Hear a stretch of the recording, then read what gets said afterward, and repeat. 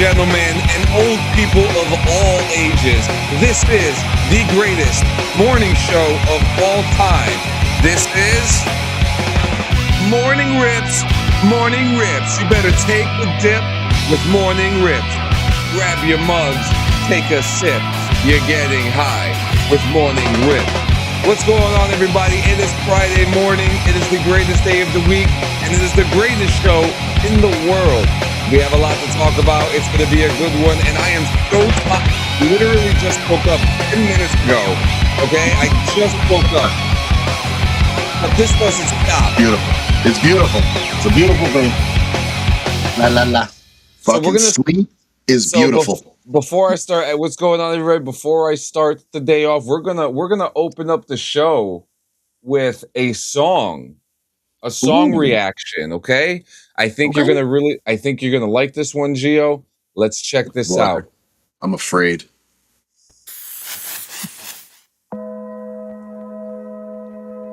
The saddest song ever, guys. Have you heard this? That thumbnail, though. Rest in peace, my granny. She got hit by a bazooka. Kaboom, kablow, kaboom.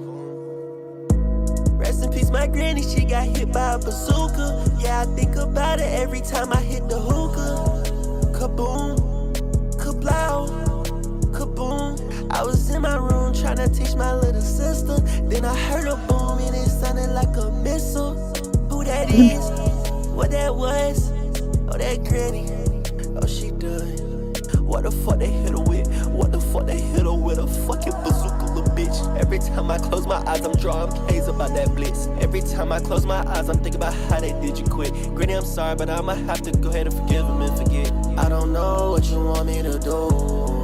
You gon' slide, you gon' lose your whole crew. Homicide when I think about you. If you my slide, God. nigga, what would you do? Oh my God. She got hit by a bazooka. Yeah, I think about it every time I hit the hookah. Kaboom, kablow. Kaboom. I was in my room trying to teach my little sister. There you go, summer hit, guys. Bazooka by Miami XO. I mean, goddamn. I mean, dude. Oh my God, my granny got hit by a bazooka. I mean, we live in a day and age where, you know, we got songs like "Culo con caca," fucking, you know, swapping their radio waves right now. So I'm not surprised one bit. That's something like this. This is like the summer version of Grandma got run over by a reindeer. Yeah. Except she got hit by a bazooka this time. Sounds a lot more tragic. Oh my God, my granny got hit by a bazooka. Bro, I don't. God, it's on Apple Music. It probably is. I'm not sure. I have no. It's probably an AI song. I'm not sure. It's on SoundCloud right now. Oh, it's definitely on SoundCloud. It's definitely on SoundCloud. It's. I like throwing these. Funny. It reminds me, like, you ever watch those videos where you got them like they read the Dr. Seuss books, but they put the beat behind it. And they start reading the Seuss book perfectly to the beat and shit, and it makes so much sense. And like, that reminds me of that. Yeah, it makes sense, just like Mel Gibson, man. It's incredible. Oh man, so we got a couple things. We got a lot of things to talk about. A lot of things to talk about. Oh yeah. Let's start off with some bad news. Let's start off with something kind of hard. Actually, there's a lot to talk about this, right? And this happened just a couple blocks away from my house. Woodbridge police officer charged for fatal May 2025 shooting. A state grand jury indicted a Woodbridge police sergeant this week over the fatal shooting of a Carteret resident last May. The grand jury charged Woodbridge Police Sergeant Marco Bruno with first-degree manslaughter over the slaying of Amir Allen, 35, during a confrontation with local authorities following reports of an assault with a baseball bat. Allen led officers to a closed convenience store while refusing to drop the bat, and Bruno arrived and added his own order for Allen to disarm, according to body cam footage of May 29, 2025 incident. Drop the fucking bat now, the police officer said. Drop the fucking bat, and then he shot him. Now, if you look at the video, and I'm not going to show the video here, and I'm going to explain why. My wife knew my wife knew the police officer and the person who got killed. Okay. She knew both of them. In fact, the whole situation itself has caused a stir up in the town. And I would imagine so. It's, so, and this is in the video you see, and the only thing you see is him with the bat. He's not charging at the police officer. He's not swinging it at them, and from past reports.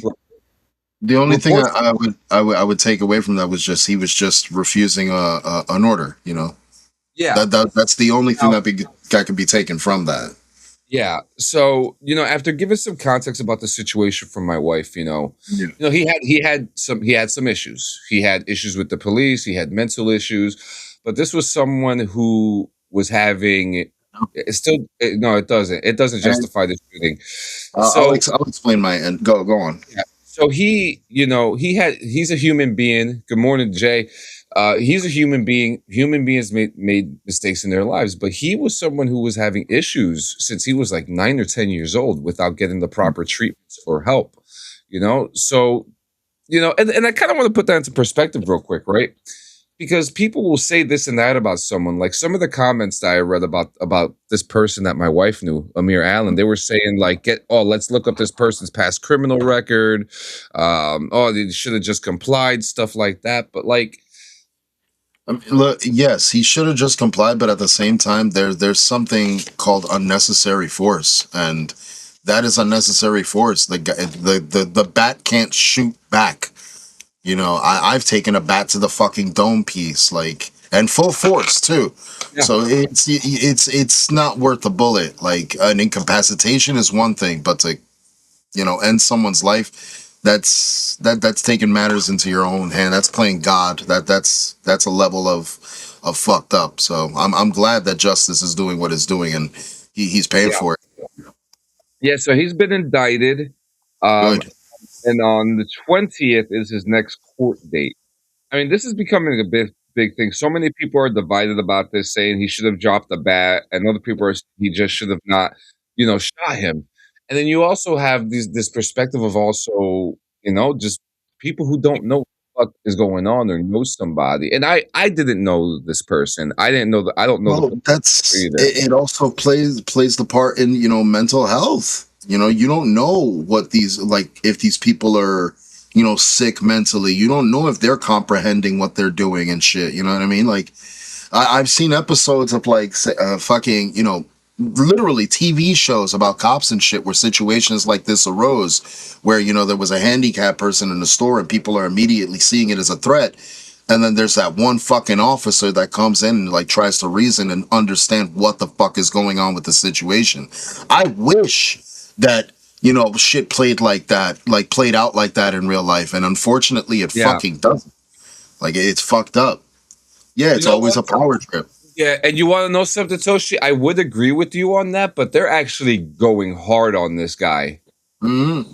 Like the trial itself, like everything that's going on, they're not taking it easy with him. Like, hell no, absolutely not. Because the video itself, you could see the distance between the shooter and the victim, you know what I mean? Yeah. And there was a lot of distance between them to a point that there was no need to. And there goes my camera again. And what the fuck happened with tasers? We don't have tasers anymore. That was the thing. So in the police video, you could hear a police officer saying that someone is on the way with a taser. So why didn't they have one on them at the moment? So that's one thing that's confusing me. I'm from what I understand, all police officers do not carry a taser. From what I understand, I really want to have a conversation with a police officer about this. Yeah, no, I want to understand as well, because if anything, every police officer should be mandated a fucking taser before they're handed a firearm. Like, right off the fucking bat. You should be given a spray can. A taser is pretty much a toy compared to a gun. You know what I mean? Literally. And again, I would rather get tased than fucking have my life ended over a stupid fucking action. You know what I mean? And again, yes, it's a stupid action. He didn't put the bat down. He didn't comply with the order. But you don't know what the fuck was going on in this guy's head. Like, and this is where we need officers to be trained to be more observant. Yeah, that's the issue. And look, I don't want to take away the fact that cops are trained to defend themselves, right? But but there's steps around this. You know what I mean? What I don't care. The main priority is to pacify a situation. You're not supposed to escalate a situation, and these are the results of escalating a situation. Now this cop is fucked. Good. Yeah. But this man lost his fucking life instead of getting treatment. You know, after I got out the army, I applied to be a transit officer in Atlanta. Mm-hmm. Like, can you imagine? Just like, because I wasn't right in the head then, you know, I wasn't, not like I am now. You know, like my mental health is fucking great right now. But when I got out the army, it wasn't, and I fucking applied to be a police officer, man. That's crazy shit to even think about. No. It's nuts. It's nuts. And that's the other fucking thing that I've taken notice of too, is like now you got people hopping into the academy right after high school or right out of college and shit. You know, they're not experienced, they're not educated, they're young as fuck, and they're handed a gun and a badge like with not the right amount of training. You know what I mean? Like, for them not to have a taser is sketchy. And the police station is just 3 blocks. You know, the police station is 3 blocks away from my house. Dude, that's a situation that should be taken to a fucking city meeting, like a legitimate town meeting, and be like, why the fuck are our police officers not armed with a taser over a fucking firearm? Yeah. Why do we have to dispatch a specialist with a taser to a crime scene when he should already fucking be there? Like, nah. That is an essential tool, because that tool has prevented lives from being lost. It's given people more justification for the action itself. You know what I mean? Go for it. Answer right here. So police officers in New Jersey are authorized, but adoption is not universal. It's a voluntary adoption of the taser. The choice to equip officers with tasers rests with the individual departments, leading to varied usage across the state. So Woodbridge is fucking... Yeah, so it looks like it's a bigger issue than, I mean, if I was the chief of police, everybody's getting a fucking taser. You're all getting trained for it. I'm 50-50 with that, because what if you're in a position where the culprit has a gun, but you have a taser? But they just supposed to be carrying both. This is the training, right? And this is where I was talking about observation, where officers need to be trained to fucking observe the situation, be more fucking aware of it. Because if a guy has a bat, are you going to pull out your fucking gun, or are you going to pull out the taser if you have the option? Yeah. So every cop out here in Florida always has a taser. I see 4 cops back to back with tasers. In my opinion, every cop must have a lethal and a non-lethal. Yes, and I agree with that. I've even seen some police officers that they're trained, right? They have the taser on their left side, depending on their dominant hand, and they have the firearm on their right side. And the reason why they do that, because, you could go like this sometimes, right? But they want you to go across. Exactly. It's fucked. It's a fuck scenario, man. Proper weapons training. It's Pikachu time, motherfuckers. Yes, it is. Okay. Except this isn't. If you think that this is the morning rips where we're ripping card packs, you got the wrong show. No. Missed opportunity though. I just read. It's pretty funny. Morning rip. Full unwrappings. A 10-cent card. Friends. But yeah, no, I agree. Like they should be trained to be more observant. They should be trained to be more fucking cautious, because man, it's a firearm, bro. It's not a goddamn toy. If you want a toy, use the goddamn taser. Like, that's what I'm saying. Like, Yeah. it's All right. fucking crazy. So next thing, I know you're not crazy about baseball, but I know you like watching a good fight, right? Oh yeah, I'm So all about a good scuffle.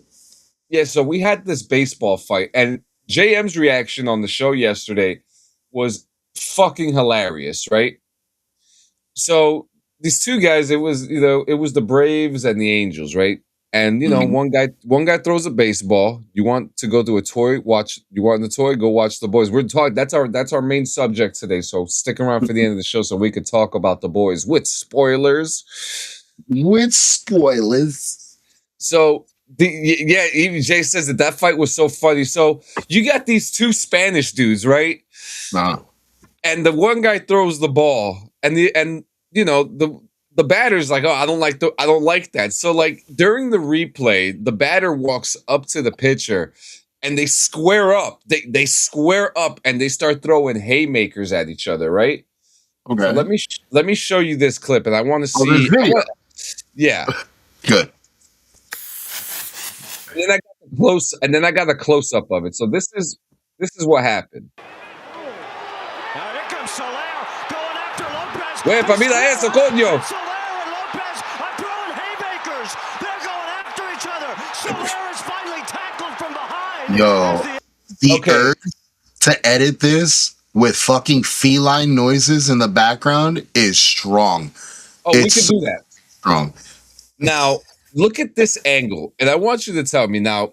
It was a typical baseball scuffle. Now, the thing that I love about this fight, well, I don't love about it, and JM said this yesterday. If you would have done this outside of the game, okay. Now look closely, okay. Look at Lopez's hand, right? Lopez had the ball in his hand and hit Huepa! the helmet.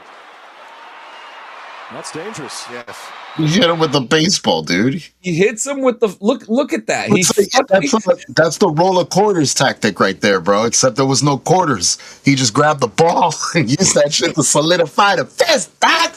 Bro, he had the helmet on, right? But I guess he chipped across it. You could see he caught the cheek. Look at that. Wow, shut up. You don't like wow. Rule of any fight, use anything and everything. That's right. That's right. I mean, yo, the one reason I like hockey is because you know exactly what to expect and what you're going to look at when you see two hockey players throw their fucking gloves to the ground, drop their sticks, and grab each other's jerseys. You know what's about to fucking go down and how that fight's going to go down. No haymakers exist. Those niggas are jabbing, bro. They're like ass. Not for nothing. They were fighting for their life. Dude, no, yo, it looked like two uncles at a fucking barbecue squaring up because one of them wants the last rib. You know, like, you ever got that like this with his arm down like Red Man? Yeah. Who trained these men? Fucking Steven Seagal? It's funny too. You always because like I always think about that game, Def Jam Icon. How Redman's arms are all the way down, like you could just he holds them down. He looks like Ryu and shit. Fucking Hadouken with a baseball. That was beautiful. Oh man. So while the president is threatening genocide to other countries, there are so many other fun things. Cue in Street Fighter music. Yep. Agreed. Yeah, those boys were going in, dude. Oh man. Next, this is fucking hilarious. Okay. CNN reported the other day that Michael J. Fox had passed away. CNN. Oh, dude. I saw that, and my initial instinct was, oh my fucking God. Like, yo, you're CNN. Like, you're held to a standard. That is a major fumble on their part, bro. Fucking mistake right there. Ness said that shit immediately when she saw it this morning. She's like, someone's getting fired. Yeah. Yeah, nah. That's bad. I can only imagine Michael J. Fox sitting at home, scrolling and shit, coming across it and be like, okay, well, we have a response from him. So yes. So CNN aired a video, said, Oh my remembering God. the life of actor Michael J. Fox, the most recognizable station ever, fucks up horribly. Oh my God. They released a video? There was a whole. I want to see if they still have it up. Oh my God. They probably took it down, but hopefully somebody kept it. Somebody must have kept it up. Bro, that is bad. That's a fumble and a half, man. They took it down. It does not exist anymore. Nobody fucking screen recorded that shit, man. Come on, guys. So he says, how do you react when you turn on the TV and CNN is reporting your death? Do you A, switch to MSNBC or whatever they're calling themselves these days? B, pour scalding hot water on your lap. If it hurts, you're fine. C, call your wife. Hopefully she's concerned but reassuring. D, relax. They do this once a year. E, ask yourself, what the fuck? I thought the world was ending, but apparently it's just me and I'm okay. Love, Mike. Bro, see, that's awesome reaction. I love that. I love that. I like the pour hot water. Yeah, like wake me up from this dream real quick. Yeah, make sure I'm alive. Make sure there's still a pulse running through me. Yeah. God damn it. Yo, fucking major fumble. Major fucking network too. Like, that's bad. Absolutely. So now next thing, let's talk about Star Trek. I know that I don't know your history with Star Trek. I just kind of started getting into it. I watched Final Frontier and Next Generation. Yeah, like I like the style of the older ones. I like the retrofuturism, and then obviously I'm playing Starfield, which is a lot more like Star Trek than it is like Star Wars. A lot more, yeah. Yeah, very very cool stuff. But they're saying that we're in the era they grew up on the Next Generation. Yeah, apparently they're saying that this is the end of Star Trek, man. According to who? Apparently, they just ended a bunch of franchises on Paramount Plus with Star Trek. Okay. And which is interesting because JM had mentioned that not too long ago. They said that they got a bunch of new people to bring Star Trek to life. Mm-hmm. And then all of a sudden they turn around and it's like, okay, now we're ending all of this. Paramount Plus canceled Starfleet Academy less than 2 weeks after season 1's finale.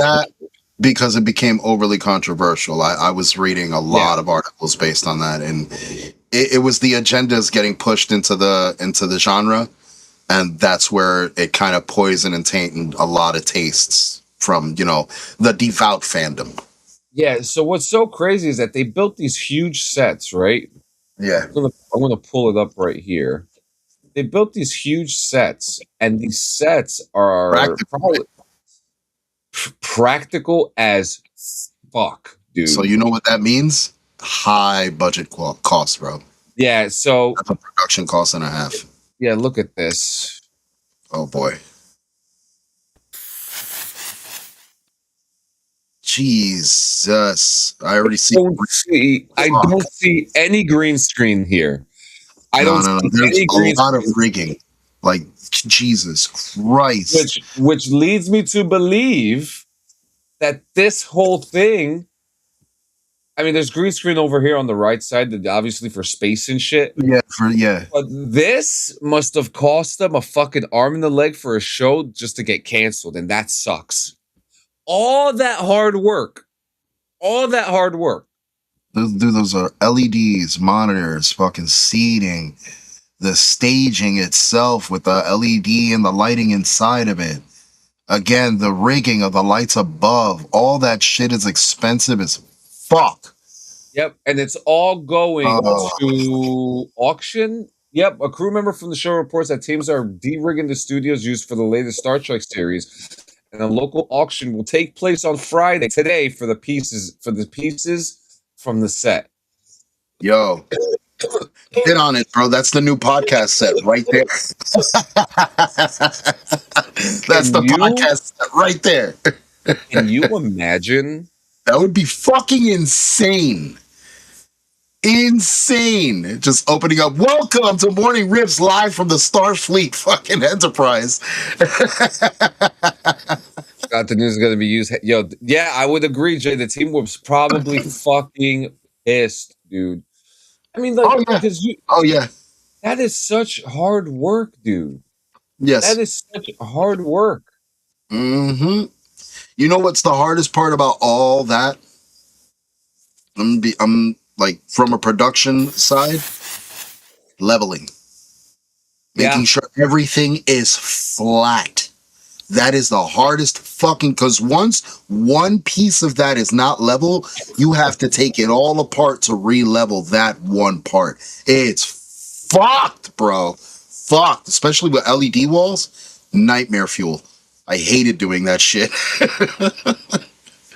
One panel's off, they all have to come down and go right back up. Yoshi, yes, you are right, but there's also the artist perspective of this, where Yeah. that vision of theirs was probably something that they thought about for 20 years and never thought You that know they how were many ever going to people be in the able to family, work. yo, you're about to see my work on fucking TV. Get ready, yo. You're about to see my shit. Well, I built this. Watch, you're going to see that. Yeah. And then, oh, what happened to it, huh? Liar. I always want to meet that one guy that's just like, oh, let me tell you about this part of the set. There's actually a hole there for the camera, blah, blah, blah, blah, blah. So stuff like that. It'd be cool to get one of those guys on just to fucking pick their brain and shit. I absolutely agree. While we're smoking, Yeah. tell us about our friends over at Hempergeo. Oh, guys, you already fucking know. If you're looking for the best pieces, I'm talking about the best smoking fucking pieces, as clean as you can get it hit. And I'm talking from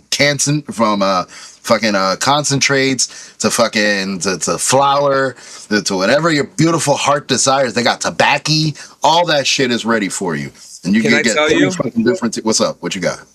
We ordered the Bell Bong. Ah, you son of a bitch.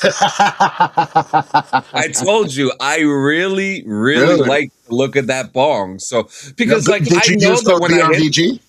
Yeah, of course I did. You damn right you did. For that steamy fucking discount, Daddy.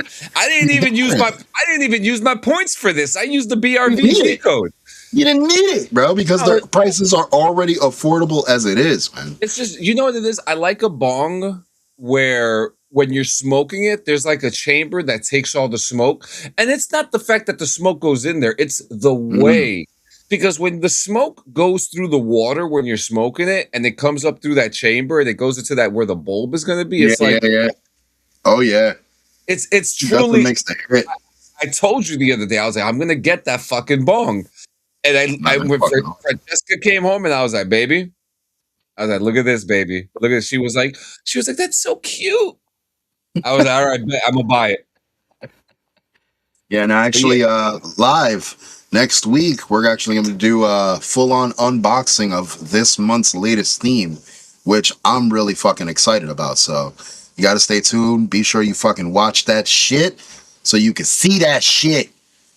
Fucking pieces are beautiful. But yeah, dude, cleaning accessories, fucking smoking accessories, fucking anything you're looking for, be sure to check out hemper.co/BRVG for that discount, yo.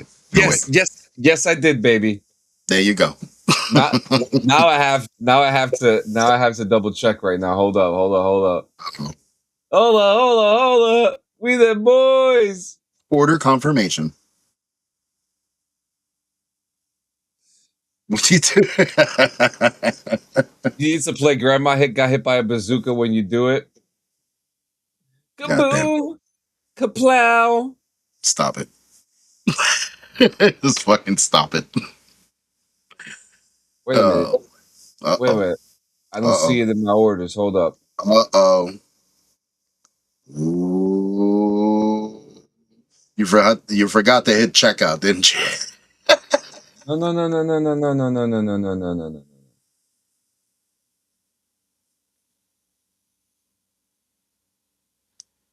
What's going on here? Wait a minute. I don't think I ordered it. Kaboom. Kaplow.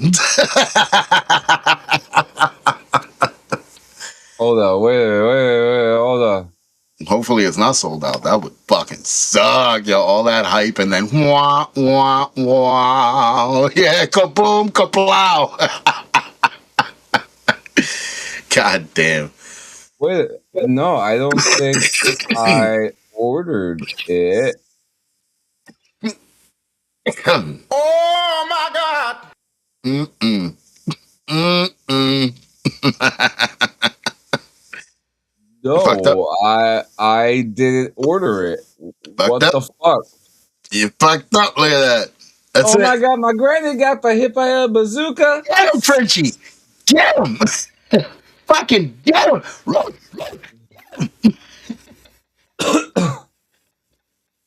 Everyone's going crazy about it. This is why you let Frenchie handle the purchases. You're right.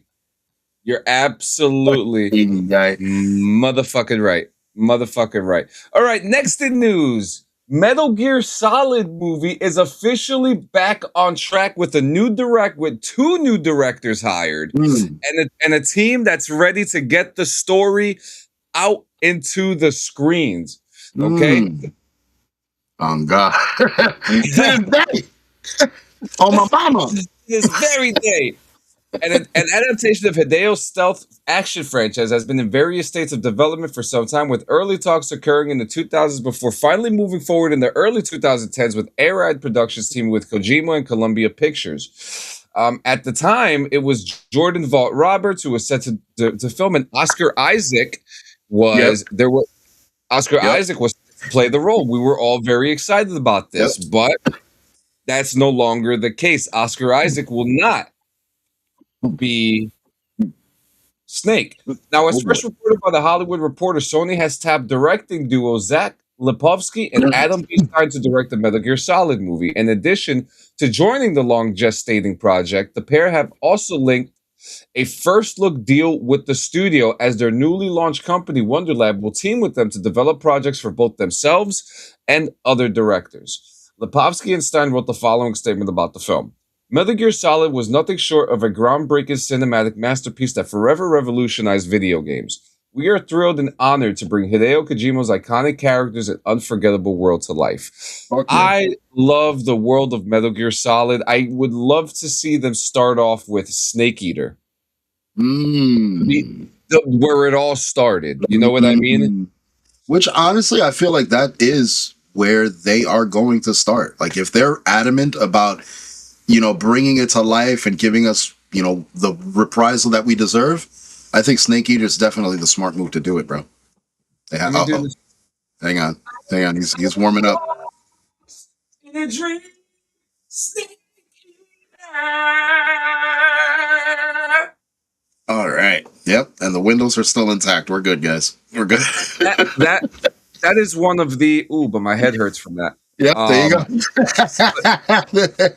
But that song, to me, is the number one greatest video game song of all time. Dude, you know who should play Snake? Let's talk about that. Who do you think should play Snake? Kurt fucking Russell. Well, he said he wouldn't do it. I don't know if you saw that. I know, but I mean, think about the character. That's Snake Plissken right there from Escape from New York and Escape from LA. You know why he won't do it, right? Why? In fact, I have a video of it. Ooh. There's actually a video of it. His boy. Wyatt Russell would be cool. I was going to throw in Christian Bale in the mix. I'm not going to lie to you. Bale? I don't know. I don't know. Great actor, but I don't know if I would put him as Snake. We need somebody a little more rugged. He's rugged. A little more rugged. Right. Not rugged. No. He's Batman. This is Kurt Russell's take on why he will never play Snake. Oh, I can't. All right. Wanted to do something. I don't know. I'm a movie guy. There have been many different times when people, wanted to do something. I'm a movie guy. You have to understand that from my point of view, whether it's Elvis or Snake Plissken or Jack Burton or R.J. McCready, that was that project. That was that thing. You get into that mindset. You create that. You want to make that world happen. I come from a different era. I wasn't interested in expanding financially off of something that we had created or that I had created in terms of a character. And I get business people, sure, you know, and I look at it and go, that's not written by John. That doesn't smell right. John's not here to do this with. Why am I? I'm not going to do that. Let's go do something new. Let's go do something fresh. Let's go create another iconic character rather than saying, what can we bleed off of this iconic character? Where there have been. Let's talk about both perspectives about that. Okay. I respect what he's saying. I absolutely respect and love what he's saying. I could see Jackman playing that character. I actually could see Jackman playing him too, to be honest with you. Yeah.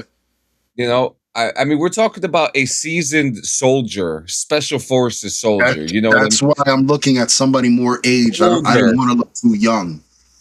Because it's easy to cast a young guy. You know what I mean? You're not gonna be a soldier of that magnitude. No. You know, you need training. With a fucking face? No. You got to be fucking rugged looking. You got to look like you've been put through the fucking ringer. That's a snake. Yeah. So no Timothy Chalamet. Nah, fuck no. Save yourself the trouble. I wouldn't even take Alan Richson. I think he's right. I think he's at the perfect age. Yeah, I would fuck. I think he's just too big. He's huge. He's too big. Ooh, Carl Urban is a good fucking choice. And Carl Urban would fucking be a great choice. He's got time. He's got time right now. He's peak. He's peaking right now. He's hot right now. So no, that's actually a damn good pick, Toshi. I didn't even think of that. Fuck. I would if you met. I mean, he was also Judge Dredd. You know. Yes, I mean, he played such an iconic character too. So. Yeah, and I'm really excited. I'm excited to see Mortal Kombat. Did you see the new trailer that dropped? I did see that. It was really good. It was very exciting. It looks so good. I'm trying to think because, like, with a world like Metal Gear Solid, like, who would play Ocelot? Fuck. Because now we're talking about because then you need to go young. Because if you're gonna do so, let's say they make this Metal Gear Solid movie, right? Efron would be good, but I'll tell you why he won't be. Give me a second with that though. But I think it's super interesting because with Ocelot, you need to have someone who's going to be around a while. With Snake, you need a seasoned soldier. With Revolver Ocelot, you need someone who's fresh in the game. So. To have a seasoned actor with a newer actor would probably work really well for this Metal Gear Solid movie. You know, because you need good villains, and then you have, you know, all the other characters like the Patriot, and who's going to play the guy on the phone on the communicator all the time. Hey, J.K. Simmons, I'm pulling him out. You know what? I'm not even mad at that. That's it. That's the perfect casting for that voice. Gio, your audio got funky right there, and when you did that, it sounded like you just roared. Beautiful. I did though. But yeah, Metal Gear Solid, baby, Metal Gear Solid. We're coming into it. We're back. Wasn't there news on fucking Spawn? I think there was a recent update. Jamie Foxx had mentioned that they're back on, like they're back on and rolling. Let's see. Let me know. I read something. It was brief. Shimon Lee. They're fucking saying this movie's coming out in July. What? There's King no Spawn? way. Jamie Foxx. It says Jamie Foxx to star in Spawn hitting theaters in July 2026. Bullshit. Have they fucking...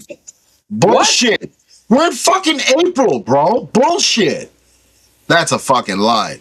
I heard that they were done, like they were getting ready to start fucking like going. I didn't know they had finished filming shit. This is why I'm glad that we're smart people, right? Yeah, no. I don't know why I'm sure it's look. I'm going to show it to you so you Yeah, yeah, guys see. I'm not going crazy, okay? yeah. No, I call BS too. Yeah, That's bullshit. hitting. That's what this article says here, right? But when I go onto Google, Gloogle. no, the Spawn reboot starring fake Jamie Foxx has not been filmed yet. What they're going to film? Exactly. They're going to film it in 3 weeks, and that's it. That's what it is. There you go. So yeah, they did say that because remember the whole shit was they couldn't find a director, and you know they had a script going. They couldn't find nobody to put it together. Now they finally got Yeah. all the pieces together, so now they're pushing forward. Which again, You I'm don't excited. you don't release something without a trailer. Nah, Or that's at least a teaser. wild. I mean, Elder Scrolls gave us a teaser 10 years before it's released. True. Took a long fucking time, Elder Scrolls. Fuck's sake, man. What you doing? My God. Oh my God. And then we'll also hear that there's a RoboCop series coming out with Amazon Prime. Yep. That's gonna be interesting to say the Mhm. least. What are your thoughts about that? I mean, I'm a fan of RoboCop. You know, Alex Murphy was a hero when I was younger, but you know how I feel about these remakes and these fucking bringing them back from the dead. There is some hope now because I don't know what it is in Hollywood right now, but imagination is booming. I'm gonna give them some fucking credit. Imagination is booming. Something is in the water in Hollywood right now that's got people's creative juices going because He-Man looks fucking hype. Even with all the fucking hate with Leto and shit, I could push that all aside and say He-Man looks fucking tough because it's what the kid in me wants to see. You know, that's what I wanted to fucking see. This over the top, over colorized, high contrast fucking shit. Give me that, bro. We didn't get it when we were kids. Now we got the opportunity and the technology. Let's go. So I don't know what it is, man, but I have faith. I have faith that RoboCop, because remember the movie that they did? You gotta have faith. What was the movie that they did? RoboCop. That was the remake. It was The black suit, the one with Joel yeah. Kinnaman. It wasn't a bad film. It was just it was the same story that we had already seen.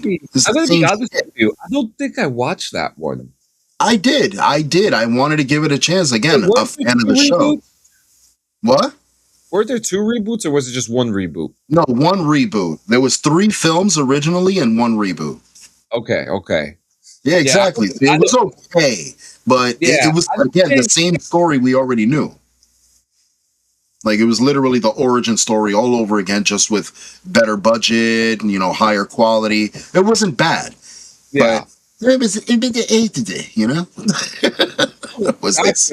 I feel that. All right, let's watch this. Hmm? Oh, Hey, fuck!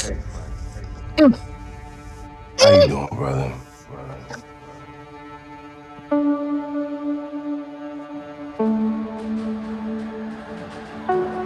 Talk to me. Yeah, I've heard some shit about this show, this one shot too. I'll talk about it after we're done. Tell me what's But going on. this is huge. Like we could literally consider this the bridge between Punisher into the MCU officially. Oof. Whoa. I'm not sure about me. But you? You ain't got a fucking chance.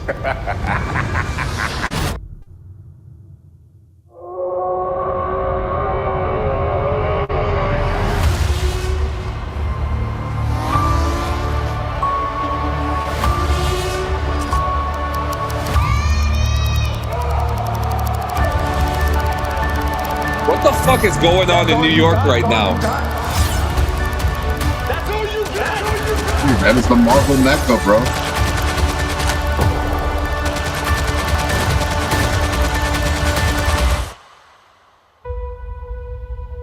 Oh, mama. Oh my god. Yeah.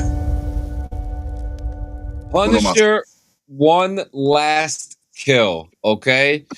One last kill. Now, this is something that I think we've all been waiting for. Oh yeah.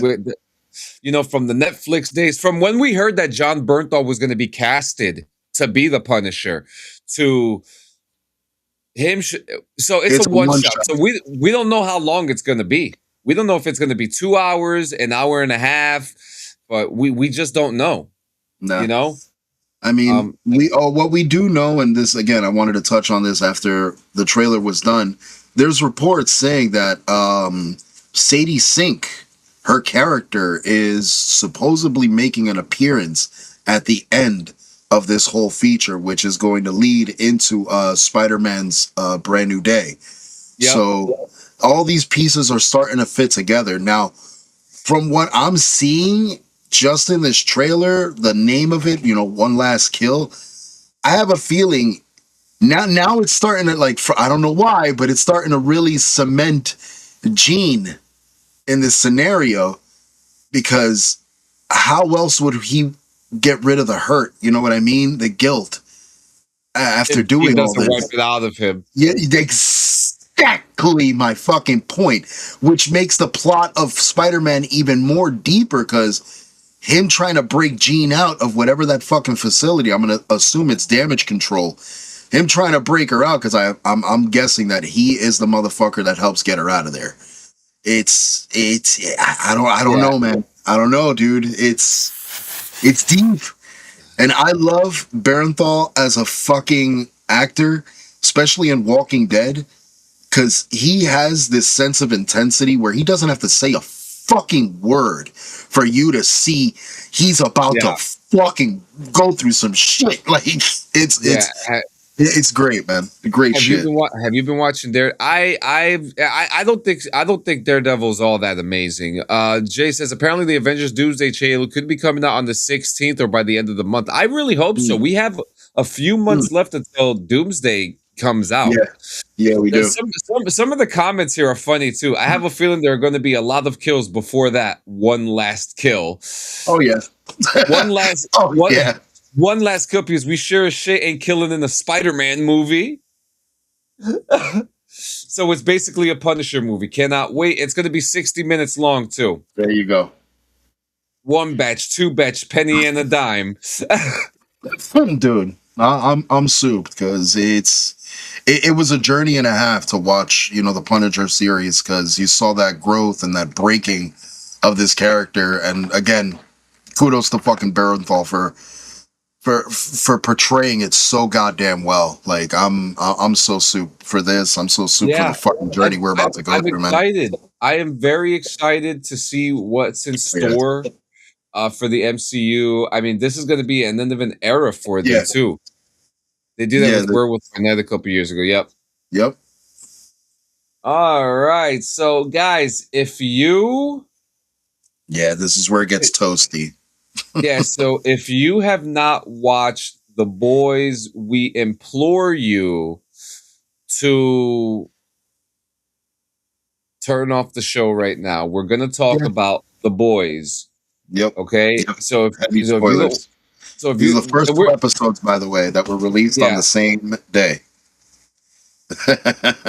Yeah, Toshi, you might want to leave. We'll see you later. We'll see you later, my man. We'll see you later. What's fucked up is this is how you guys know we don't give a shit about, like, all the views and, you know, making all the... Yeah. We're here to have fun. We're here to fucking just share. We want you guys to know that if you have not watched it, there go the numbers. Yeah, perfect. Yeah, because I want to talk about this comfortably, and I want to talk about this openly, because it was these 2 episodes that came out were fucking explosive, man. Yeah, explosive. But I want you to talk about your journey and what you've been doing the last couple days to prepare for this season. Well, me and my wife, we went ham watching not only The Boys from season 1 leading up, but we also went and watched seasons 1 and 2 of Gen V to also lead up. Now, also remember, be prepared for The Boys Mexico. Yep. There's a Soldier Boy spinoff coming out that takes place during World War II that just finished filming. Yeah, there's a Vault Origins. There's a Vault Origins. There's another Gen V coming out. There's a lot going on with The Boys right now. So go ahead. But yeah, no, we went on this high ass journey just to fuck, and literally pun intended on high ass journey. To kind of catch up because we did watch the shows previously, but you know, with the new season coming in, we wanted to be fucking fully caught up. We wanted to know what the fuck was happening, and needless to say, episodes 1 and 2 did not disappoint in the fucking least. Right off the bat, you know, where we left off in the last season of The Boys, you know, they got captured. The only people that escaped was Butcher and Starlight. And so, you know, we had Frenchie, Mother's Milk, and fucking Huey. and Huey. But Kimiko also got caught, but she got fucking deported, which was crazy to find out that she actually got deported rather than captured. I found that a little weird. Yeah. That they would send her away knowing that she was a soup.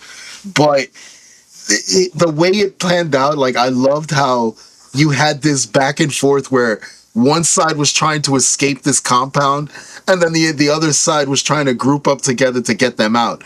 So it was like, eventually they were going to, like, cross paths. But the way they crossed paths in episode 1 was fucking amazing. Amazing, because it caught me off guard. And then with the reveal of this bitch as vice president now. Holy shit. Fucking puppet. Holy shit. Like, how much deeper are you going to allow this grave to get fucking dug for you, man? And the she is so complicated. Because we found out in the last season that, you know, the 7 were going around Vought Tower killing people off that had any dirt on them and shit. And fucking Deep came out of left field and mentioned her. And so he's like, what about Ashley? And as soon as she heard that, she ran into Homelander's room, injected herself with some Compound V, and expected a superpower, and instead got one of the weirdest fucking twists in this show, which was a growth. Yeah, and she has like this self-telekinesis thing going on too, which is fucking weird. And it's like, what? You know? And I like how she gets called out on it, because Sister Sage told us, we're like, you're trying to read my mind, but you know it's not going to happen. Like, it'll blow out the back of your mind if you try. Like, that's another one. Sister Sage playing a more pivotal role in this season, going in. Yeah. It's laying down a lot of fucking foundation marks, especially with that. I love that opening scene with Sister Sage and Homelander. Yeah. That scene. I mean, just to have it, because you usually like this episode felt like the second to last episode of a finale, right?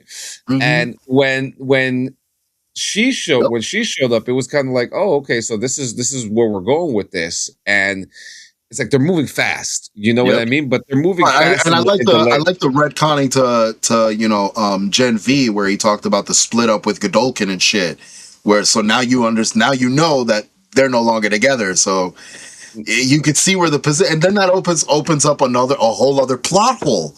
Godolkin's out there fucking wandering about in this university, causing chaos with nobody to do shit about it. Yeah, nobody's doing shit about it. So there's so much happening, and again, when you add up all the pieces from what happened in Gen V and what happened in the last season of The Boys, to open up this way was. And make all the pieces fit accordingly, because it wasn't like we were bombarded with too much at once. Everything made sense where it was placed. The way the shit with Huey and that one girl in the camp, I forgot her fucking name.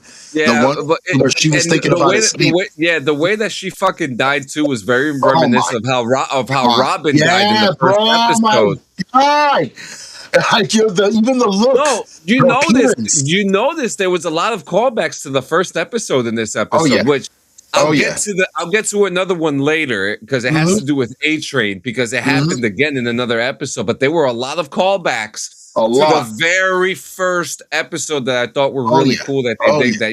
Even Ness says it facts. That was so cool.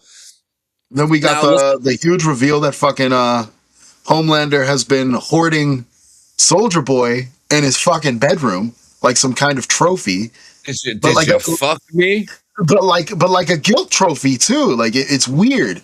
It's weird. The reason he had him there, like, and Sister Sage was like, she was right to ask the question, like, what was the point of it? Like, there was no need, like.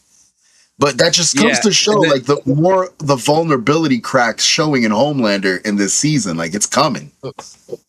Did you fuck me? What the fuck is this? Is this some kind of incest thing?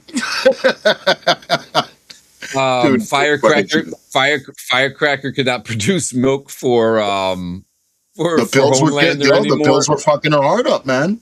The pills were fucking her heart out. Everybody has their crazy fucking arc on this story, which is nuts, because they're all entertaining in their own like beautiful way. It's fucking crazy.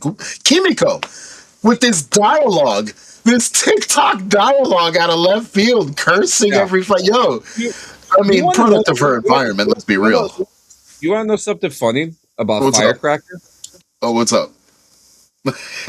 Look, Ness loves her talking. That pirate mouth, goddamn. So you know the character Firecracker. She's this whatever fucking wig. I get confused with the sides. With high wing. Yeah. Not, you know. She's that type that we hate, right?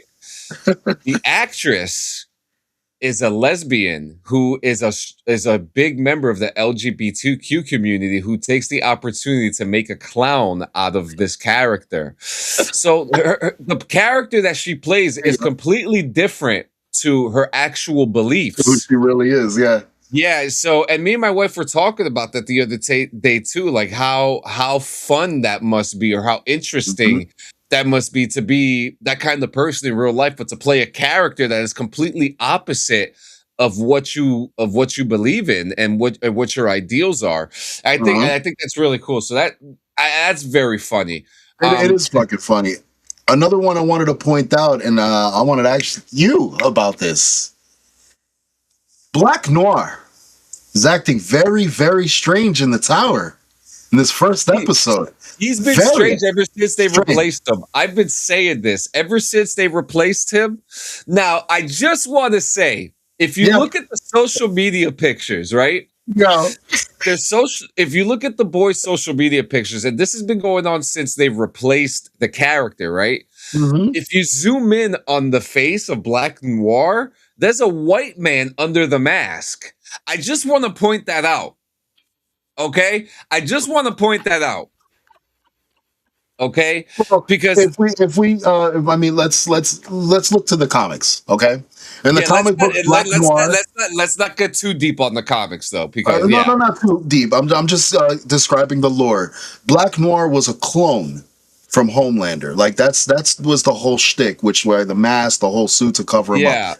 So that's where the whole shtick came from. What I was pointing more towards was the reaction, because we had Homelander scolding both of them behind the desk and shit, and he was not talking, even though they know he could talk. Like they know he can't. Come on, you're not the real Black Noir. You could talk. For real. But the way he was with the D, his mannerisms now, like there's something happening with this Noir that I don't know if it's his conscience or something. But you mentioned something before about the way The Boys ends in the books. Yeah, and there's a white man under the mask in the promotional photos. So it's like you can't I don't know if that was like a model for the suit or if that was something that they did on purpose. But think about it though. Anybody could put the suit on. Anybody could he could have killed that Noir. It could be Christian Bale. It could be Patrick Stewart.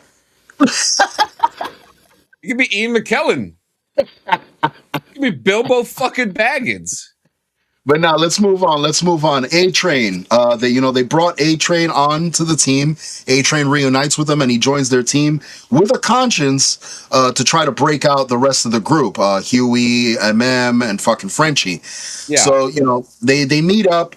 They go to this fucking compound, they break him out and shit. But while they're breaking him out, a huge battle ensues because Homelander is there waiting in the fucking camp, and everybody in that bitch is there. And A-Train wasn't going to show up at first. No, he wasn't. Actually, there was a confrontation, which I wanted to touch on, between the dialogue of A-Train and Deep, because A-Train has been moving his family around from location to location, like crazy and shit. And it's crazy to see how his brother reacted to that. Like, he's kind of... he forgives him. His brother's living his best life. Yeah, but it's that forgiveness. Like, you could tell his brother does forgive him. It's just A-Train, the one that doesn't forgive himself. And that plays in the dialogue that he has with the Deep and shit, because Deep shows up on shore on his fucking pet shark, who's arguing with him the whole time about the trip, which is fucking hilarious. Shows up on the beach to kill A-Train's family, to kind of send a message that like he's been looking for them. So he tells this to A-Train, and I was baffled that A-Train didn't just rip his shit the fuck apart in like a quick fucking flash type tornado of fucking barrage of fists type shit. Yep. But the way he let him go, leaving deep fucking thought, pun intended, was the perfect setting for where A-Train was going, because you knew at that moment, as much as he said, I got a family to take care of, I can't do it, I can't help you guys, that was the turning point where he understood, like, this is something he's got to do, and 100% agree. I hate the fact that we didn't get to see the final meet between him and his brother, or any exchange there before he went into the camp to try to help these guys out. And I didn't. You know what? Man. I didn't even fucking think about that. He's not gonna know. It was a very missed opportunity. I mean, he's gonna know because of the huge fucking the funeral that happened. Season 2. Jesus Christ! Now, but I mean, we had Homelander show up at the camp. The camp is fucking completely destroyed. Everybody in there is killed. Huey is the first motherfucker to confront them, which was insane. Yeah, that was crazy. I thought it was over for little Hugh.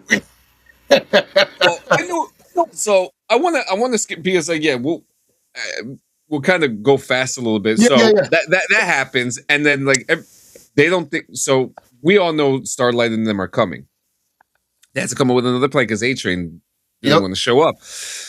So they show up, and Huey, Frenchie, and Mother's Milk are fucking tied up, and Homelander elegantly walks up and puts his hands over Mother's Milk, and he goes, "Butcher." Yo, you never told me his name was Mother's Milk, and then he licks his lips. I was like, yeah. But which was a cool callback to Mother's Milk's character in the comic books. In the comic books, yep. It is so funny to me that it finally happened, because I was waiting for this to happen. That dude, and also.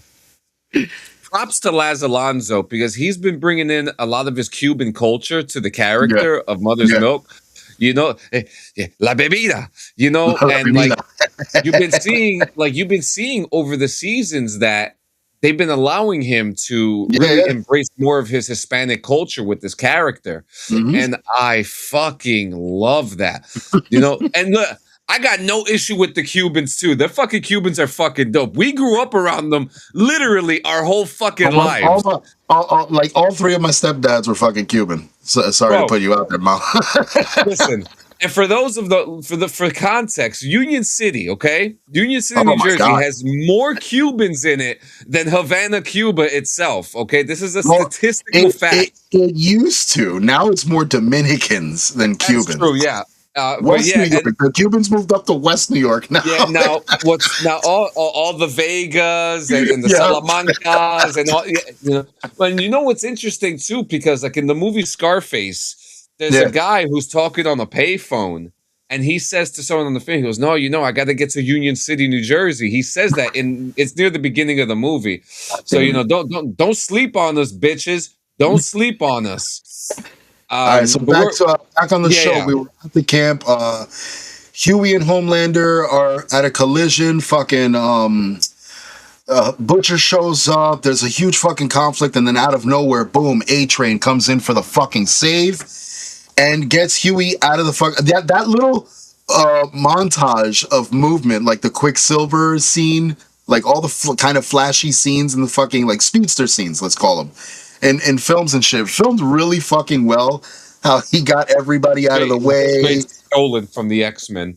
Dude, straight stolen, bro. But it was perfect. I loved it. So Huey Huey gets fucking saved by A-Train, and A-Train has no fucking choice but to book it. And Homeboy books it, and unfortunately, Homelander is on his ass. So while this is happening, I love this because this again was another callback to episode 1, right? Yep. And he sees a girl getting out of a car, walking across the street, and he almost hits her. Now, what is so interesting about this scene, right, is the full circle moment. The first time we meet A-Train, he runs past Robin and kills her. Yeah, runs past her? No, he runs through her. Yeah. He runs through her and kills her. Yeah. Here, he has like this conscious moment where he thinks about that moment. I looked over at Ness at that moment and I was like, oh my God, it's going to happen again. That was the first thing that came out of my mouth. I was like, it's about to happen again. Like, this is just one big 360 happening all over again. But no, the conscience. Man. Yeah, and so it must have happened. He must have had that thought, like, I've done this already. I got to not do this. And he turns over and he collapses. And and Homelander creeps up on him like a comic book villain. He doesn't just collapse. He goes through the fuck, and at full speed, mind you, because he didn't stop or decelerate. He was still running. He tripped over when he dodged the girl and went through these trees. So he was fucked up internally. His legs, he couldn't run. So Homelander had the perfect fucking target, just squealing away. But A-Train showed the most fucking heart in this scene, being held by the throat by Homelander, where he exposed Homelander. Like, he told him straight the fuck up. You're nothing. Like, you take away the powers and everything, you're nothing. You're just pathetic. Which is not the first time he says that to someone, because he said the same thing, a little bit to the Deep too. So he kind of hit each of these motherfuckers before his goodbye. And his goodbye didn't come with a hell of a scar on Homelander, because following season, we open up with this huge fucking funeral. Hang on. Before you go there, it's just crazy to think that during that whole time, his last good deed was not him telling him how he felt about Homelander. It was saving that girl. Yep. From the first time we meet him, closure, man. to the very last time we see him physically in person was same situation with 2 different outcomes. And his final good deed was him making sure that he did not kill that girl. That's retribution. That's hard retribution right there, man. He redeemed himself wholly. Wild. Yeah, we go into the next next episode, and they open up with this funeral. And in the beginning of this funeral, while Preacher Man's going off, Homelander is not right. You see it in his face. He's twitching. He's going off. And then he gets touched by a fucking angel out of nowhere when this dude roars, hallelujah! Can I talk about Homeboy real quick? Go for it. Daveed Diggs is one of the most amazing actors I have ever watched in my life, okay? If you don't know who Daveed Diggs is, all right, then you better go back in time and start watching some shit with him, okay? Now, I'm always going to cite him playing Andre in fucking Snowpiercer. He was amazing on that show. Amazing, okay? And when I say amazing, I mean the way he talks. And you heard the way he talks. That's how he really talks. He stands the fuck out. He stands the fuck out. His voice, his physical mannerisms, like him. His demeanor, his acting is amazing. And also he plays Thomas Jefferson in Hamilton. Check him out in that too. First off, I could not believe he cut his hair. I don't know if you're I don't know if you're familiar with how long his hair was. Yeah. Fucking long. I mean, dude, the role was worth it though, because I could not see anybody else play this part. Yeah, I don't think he cut his hair for the role. I didn't think they were going to put this character in the show. I thought they replaced him with Ezekiel. I thought Ezekiel was his replacement, and that was it. He cut his hair after Snowpiercer ended. That's what happened.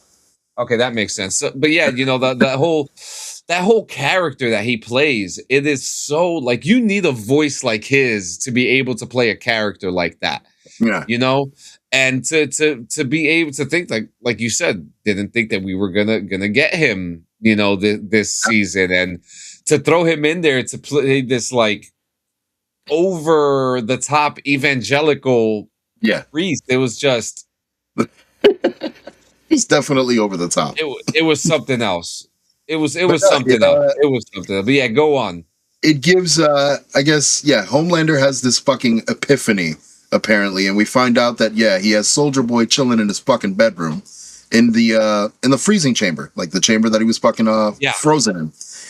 So he gets this insane idea because, as we know, the boys are adamant with a reason why, you know, the plan for Butcher to get Frenchie prioritizing Frenchie to get him out of there was to work on this anti-soup virus that, you know, we've been talking about for the past couple of fucking seasons and shit. And we find out that fucking the doctor, Victoria Newman's fucking husband, is still alive, limping around, working on this fucking thing for Butcher. But the worst part here is that Butcher lies to him and tells him that Homelander and, you know, that they killed Newman, when we know Butcher ripped that bitch apart in the last season. So he manipulated the guy to fucking continue working on the serum. He brought Frenchie in to help him fucking do the thing. Now Frenchie has his alternate motives because he's in love with Kimiko. Him and Kimiko, oh man, that was they are perfect. They are horny for each other. Yo, ultra horny. They could not let each other go, but I love it. I love it because is your bottom half healed? You know what's funny? At the camp when they first started kissing, Ness goes, wait, but is her bottom? And then the camera panned down and it showed just the half. Oh my god. So huge fucking you know, motivational shift here, because we got one side of the boys who is trying to get the virus away from Butcher, and then you got the other side that is, you know, on with the fucking plan. And on side of Butcher, surprisingly, this whole time is fucking Starlight, who is she wants the virus to work because she has guilt. She's got this huge fucking ball of guilt, and she's hoping that this shit works and it wipes out all the fucking soup. So she's going through this crazy struggle bus, and it's crazy how she expresses this struggle bus sexually. You notice that? Yeah, she expresses it sexually because she's trying to, you know, turn Huey on and shit. But Huey's also, you know, taking note of it. He's not being as weak to it as he first was, or synced to it. Yeah, he's just like, I'm getting mine this time. Oh yeah, which is crazy because for a bit throughout the episodes, Ness was like confused as to why he was in trouble again. And it's like, no, he's not in trouble again. She's the one who's in trouble with herself. Like, she's conflicted. So, yeah, we get word the super virus gets fucking made, guys. That shit is fragile as shit. He puts this in this fucking little cylinder. So, in order to fucking test this out, these guys decide to go look up these Teen Titan fucking wannabes and test it out on one of their fucking members. During all this, Homelander gets this majestic fucking idea to release Soldier Boy. Now, the motives here are a little convoluted because on one end he wants a guinea pig. On the other end, he wants a dad. You know, he wants daddy. This guy's got serious fucking daddy issues this season, bro. It's crazy. Worse than me. Yo, it's fucking bad, dog. So Worse than me, he dude. releases Holy fucking shit. Soldier Boy and tells Soldier Boy, I want you to hunt fucking Butcher. Soldier Boy, you know, gives him conflict back and forth, so they come with a fucking agreement. Whatever, blah, blah, blah. He says that he's going to put him in the fucking 7. Why? So, yeah, the boys go, they fucking make their way over to fucking these Teen Titans wannabes motherfuckers' house. And they capture one of the guys. There's fucking Rock Hard who's like upset. He's like coming lava against the wall and layering himself. Yo, that was the wildest fucking shit I've ever fucking seen. I wanted it. I was like, what the fuck?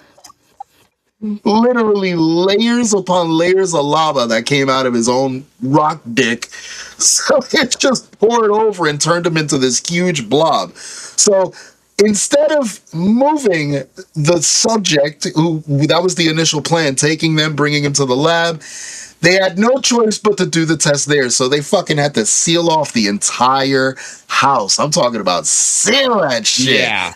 Yeah, they had to seal it heavy, which was fucking great because Frenchie was like, he was panicking. You could tell Frenchie was fucking panicking. So in this whole fucking time, Butcher is on his way back with the virus in a canister. Huey's holding the virus inside a fucking canister. And it's a canister within a canister. So it's like floating in the middle of this fucking cylindrical vial and shit. Yo. Yes, fucking Crow Girl or Goddess of Crows or Crow Goddess or whatever the fuck her name was. Poor girl, man. Poor fucking girl. I called her Counting Crows. Yeah, they counting crows with her last 2 crows because all the other ones are dead. The stories here are fucking ridiculous, I'm telling you. But yeah, so they fucking there's a collision between the car while they're on their way to meet up with the rest of the boys to hand them the virus to test it out on Rockhard.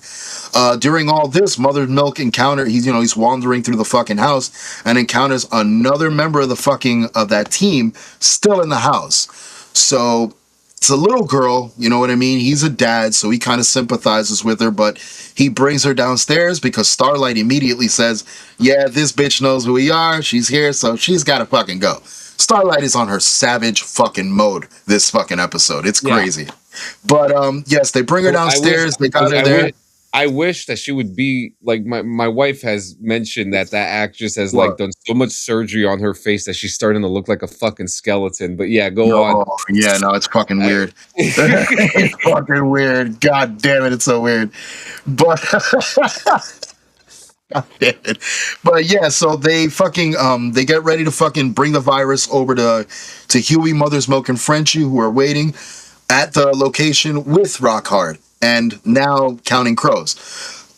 On their way, a Soldier Boy shield, comes bashing through the fucking windshield and stops them in their fucking place. During this thing, that fucking vial goes spinning in the goddamn car, and Huey managed to fucking grab it.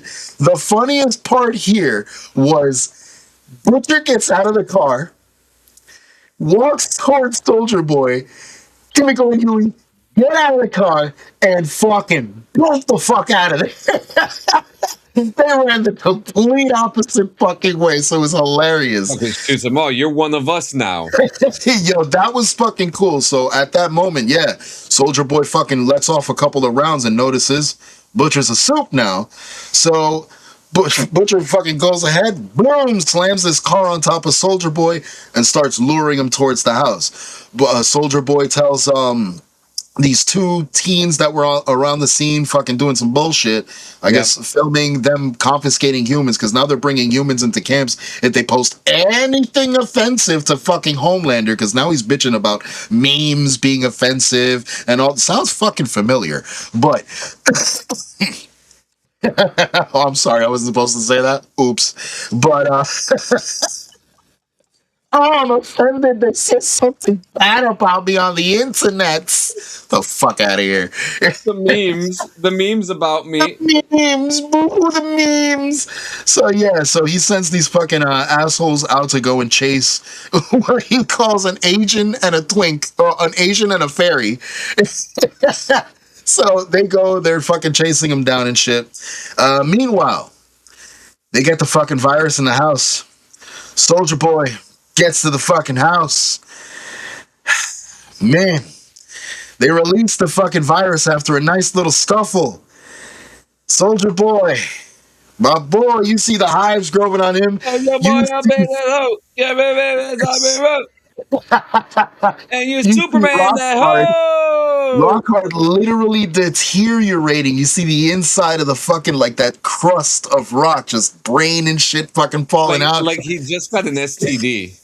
You see that baby Superboy. I don't know who the fuck that kid was. Or was it Jetstream? Was that Jetstream? I'm not sure. I have no idea. Yeah. Whatever the fuck that was, but you see him convulsing, blowing up black liquid out of his mouth, the hives growing on his skin, and then fucking Soldier Boy. Soldier Boy collapses to the fucking ground with the hives growing on him and everything. So, needless to say, the virus worked. It fucking worked. So it definitely kills Soups. These guys did the job. Now all they got to do is duplicate it, and they got the tools to fucking do it. They got Frenchie, who now understands the virus, who was initially looking for a way to protect Kimiko from it, which unfortunately he found out it's that fucking deadly. So he has this plan of, listen, we're gonna fucking run to an island and fucking live there forever. And she says, no. She legit says, and we gotta stay here. So that's why they stuck around. But man, the ending of this episode is what has us all in grips, because, oh boy, Homelander lands in the fucking area where everything went down, where the virus was released. You've got people in fucking hazmat suits pulling bodies out that motherfucker, taping up the area, taking radiation fucking readings and shit. Yeah. And then you see him confront Deep, who's there like fucking Detective Pikachu, chilling, like everything is all honky-dory. And he looks at him and immediately says, it should have been you. Like, and just fucking, and this is after Deep had some like smart aleck shit to say about fucking Soldier Boy, saying, "Oh, he was smart." Yeah, he was like, it was really smart to use him as a pawn, you know, to experiment and shit as the guinea pig, blah blah blah. So Homelander immediately looks over at him, eyes turn red, and he said, "He should have been you." Fucking Deep pisses himself and says, "I was swimming." So he fucking excuses himself. And Homelander has this breakdown moment in front of the body bag containing Soldier Boy's body. He turns, flies his ass away, and immediately as it happens, Soldier Boy's body rises like the fucking Undertaker at WrestleMania. Fuck it, just whoops, straight the fuck up. Episode cuts off. Bruh. Yeah. And there's one question. Where the fuck is Ryan? That's a damn good question. Yeah, we didn't see him at all in these two fucking episodes. They mentioned him. But they do mention him, and we did see, if you guys watched the trailer, we did see Ryan does show up. I got two theories. Oh, hit me. I got mine too. Homelander got him in a box somewhere inside the vault building. Okay. Or Ryan's long gone somewhere. I think Ryan's long gone somewhere. Yeah. I think he pulled off an Omni-Man. I think Ryan pulled off an Omni-Man. Who do you think would win in a fight, Omni-Man or Homelander? That's Homelander. One, right?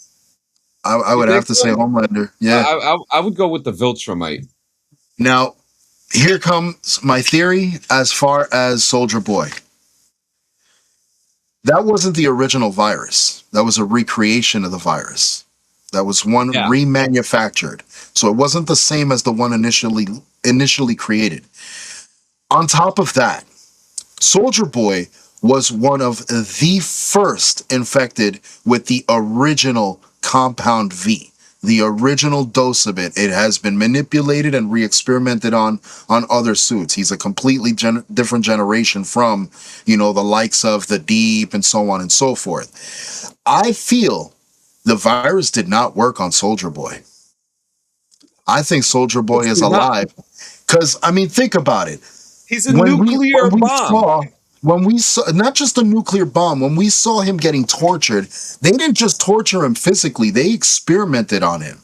So everything that they did to him, chemical fucking experimentations, viruses, plagues, the whole fucking nine, they were testing the levels of Soldier Boy while he was captured by the fucking, by the Soviets and shit. Yep. So his body is extremely immune to extreme fucking situations. I feel like, yes, he got the reaction, but it didn't kill him. You know what cued me that it didn't kill him? The spewing. Because the fucking baby Superboy spewed from his mouth and Rockhart spewed from his mouth. Yeah. He didn't spew. His flesh got the effect. People underestimate nuclear energy. Oh, and yeah. I've been Gio, how long have I been talking about? I am a grand supporter of nuclear energy. Okay. Like, you do not fuck with nuclear energy. That's why they're putting it on a fucking spaceship to go to Mars, because nuclear energy is unlimited energy, and that's what makes his character so interesting. Nuclear energy is everlasting. I think of the generation he was created in. Nuclear warfare. That was the big fucking shtick. Russia, like missiles, nuclear bombs, like. And you want to know something? If it wasn't for the bombs, people would have been more receptive to using nuclear energy for free use energy, and we would have been living in a world like Fallout. You're right. Or Hello Tomorrow. Which have you watched that yet? No, I have not.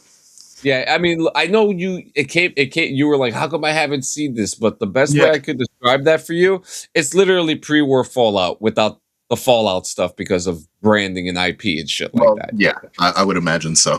But other than that, it's definitely. But yeah, The Boys is shaping up to be a fantastic fucking season. The final season, we've already lost A-Train, and we're going to see what happens. Who else is going to die throughout the rest of the season, because it's the final season. I don't think Soldier Boy's dead. We didn't lose him yet.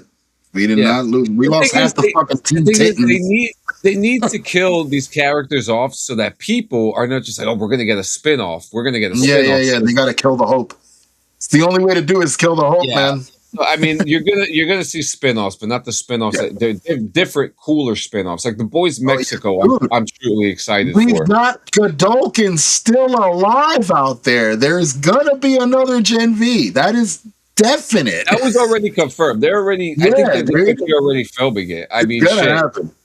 I'm excited. I'm excited. So many things. But guys, it is Friday, so you already know what that means. We know what you guys are gonna do tonight. We know what we're gonna be doing, because we're not going out like you guys do. Go to the bars and the nightclubs, and the next thing you know, you're waking up in the jail cell and you're catching a case the next week.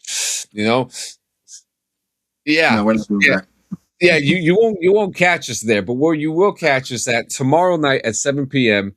We will be live 7 p.m. I said that already for BRVG. We got a really cool episode planned for us. Plus, we are 8 days away from our 420 extravaganza episode.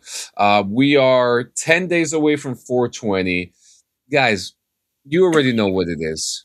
You already know what it is. So, guys, black and yellow, black and yellow, black and yellow. So make sure you guys hit that like and subscribe button. Tell all your friends about the show.